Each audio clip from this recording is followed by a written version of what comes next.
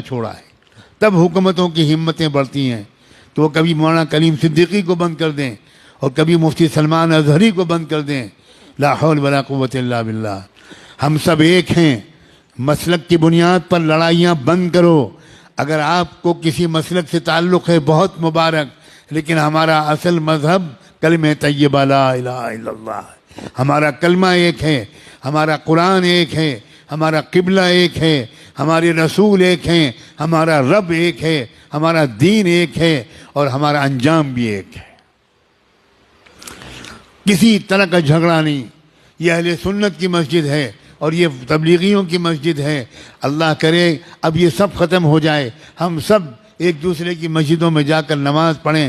مسجد کسی کی نہیں ہے، مسجد تو اللہ کی ہے۔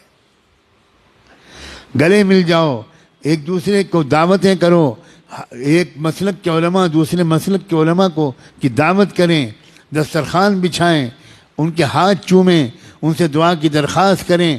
یاد رکھنا ہر مسلک والوں میں کچھ خوبیاں ہیں، یہ سب مسلک مل کر ایک امت بنے گی۔ اب کب تک یہ مسلک کا ہم لوگ ڈھول پیٹیں گے؟ اب بن جاؤ ایک امت، اس لیے کہ دشمن ایک امت بن گیا۔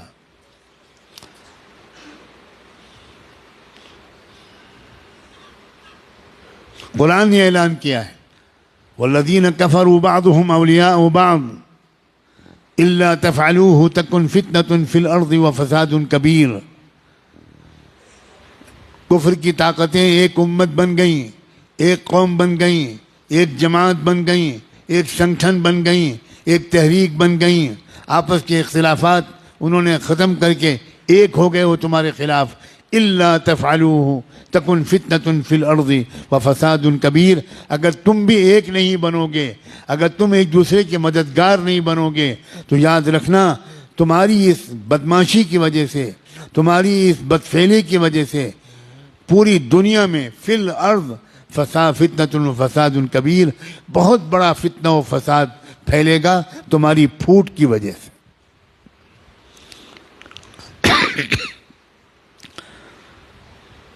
اب تو نہ مدرسے چھوڑے جا رہے ہیں، نہ درگاہیں چھوڑی جا رہی ہیں، مدرسوں پر بھی بلڈوزر چل رہے ہیں، مسجدوں پر بھی بلڈوزر چل رہے ہیں، اور درگاہوں پر بھی، مزاروں پر بھی بلڈوزر چل رہے ہیں۔